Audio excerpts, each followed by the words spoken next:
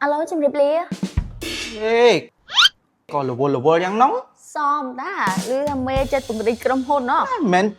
ប្រិចថ្ងៃនឹងស្អែកបានទេណា គិតទៅដល់អត់មានអីពិបាកហ្មងបើយើងមានអាគារស្រាប់តែវាចាស់ហើយយើងគ្រាន់តែជួសជុលមកទិញម៉ាស៊ីនដាក់មួយផ្លុកទៅពេលយើងផលិតហើយយើងមិនត្រូវដឹកឲ្យម៉ូយើងទិញឡានមួយមកហើយគ្រាន់តែដល់ខែបង់ប្រាក់ខែបុគ្គលិកទៅដោយឯងហ្នឹងទុកធ្វើអីឡើងប្រាក់ខែអស់មកគេពងពេញគាំទ្រផលិតផលក្នុងស្រុកនេះគាត់អត់ចេះចាប់អកទេទៅណាគេ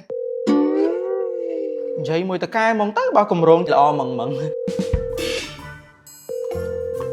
Alo ជំរាបសួរមេចាខ្ញុំចានេះខលពីខាង office រដ្ឋបាលយើងទៅមេខ្ញុំលើកថាមេចង់ពង្រីកសិប្បកម្មយើងហើយបងជប់សិន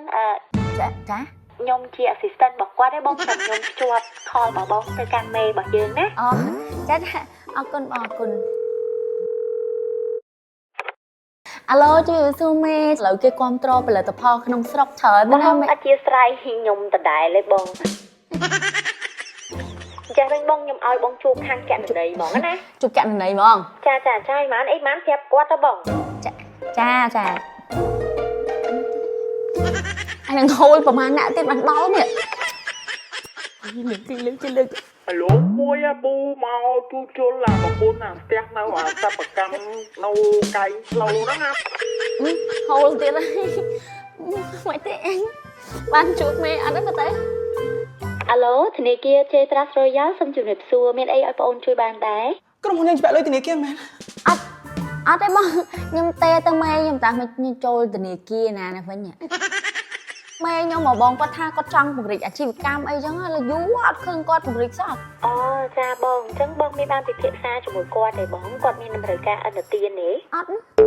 ត់ដឹងបងខ្ញុំអត់ដឹងខ្ញុំចង់ទេសួរគាត់ហ្នឹងប៉ុន្តែទេទៅគេឲ្យហូលចង់20នាក់ឯងបានជួបគាត់សោះបើគាត់មានតម្រូវការអនុទានដើម្បីវិនិយោគពង្រីកអាជីវកម្មត្រូវការដើមបង្វិលបន្តអី Cetras Royal អាចផ្ដល់ជូនបានបងមានពេលអញ្ជើញមកធនាគារផ្ទាល់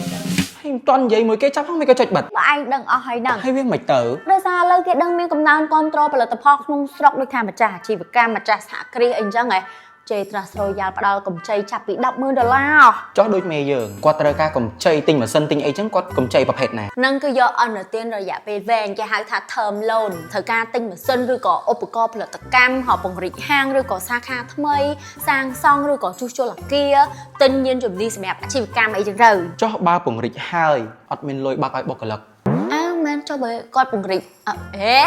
អីទេអាហ្នឹងគឺគាត់អាចយកអនុទានលើសមតុល្យបានគេហៅថា overdraft loan ណាអនុញ្ញាតឲ្យអាជីវកម្មដកប្រាក់លើសពីសមតុល្យដែលនៅក្នុងគណនីដើម្បីប្រើប្រាស់នៅពេលដូចថាខ្វះសាច់ប្រាក់បដាសោអញ្ចឹងណាឧទាហរណ៍ដូចជាបើកប្រាក់ខែឲ្យបុគ្គលិកបង់ថ្លៃផ្គត់ផ្គង់ទំនិញផ្សេងៗអញ្ចឹងទៅឬក៏បង់វិក័យប័ត្រអីបន្ទាន់ទេ ចុះបើលុយចូលអត់ទាន់ហើយយើងត្រូវការទិញស្តុកបន្ថែម យកអនុទានកម្ចីរយៈពេលខ្លីបង្វិលបន្តគេហៅថា working capital ជាទុនសម្រាប់ជួយអាជីវកម្មយើងគ្រប់គ្រងចំណាយប្រចាំថ្ងៃដូចថាបំពេញតម្រូវការបង្វិលទុនពេលយើងអញ្ចឹងមិនមានសិប្បកម្មអត់មានលុយទិញវត្ថុធាតុដើម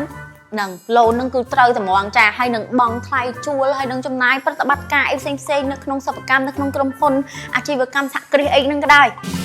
បុគ្គលិកដូចគ្នាសោះមិនក៏ដឹងពី loan គេច្រើនយ៉ាងហ្នឹងទៅ តនេះយើងជា research ទៅយើងត្រូវការបើកអាជីវកម្មខ្លួនឯងសហគ្រាសខ្លួនឯងហ្នឹង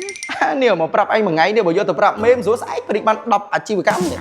មែនវ៉ៃអញមិនព្រមប្រាប់មេតែហ្មងឥឡូវអញនឹងនាំព្រៀបនាំសារឬក៏នាំ8ប្រាប់ដល់គាត់ សម្រាប់ព័ត៌មានបន្ថែមលោកអ្នកអាចតាក់ទងទៅកាន់ក្រុមការងារធនាគារ Cetras Royal តាមរយៈ Telegram ឬលេខទូរស័ព្ទរៀងរាល់ម៉ោងធ្វើការ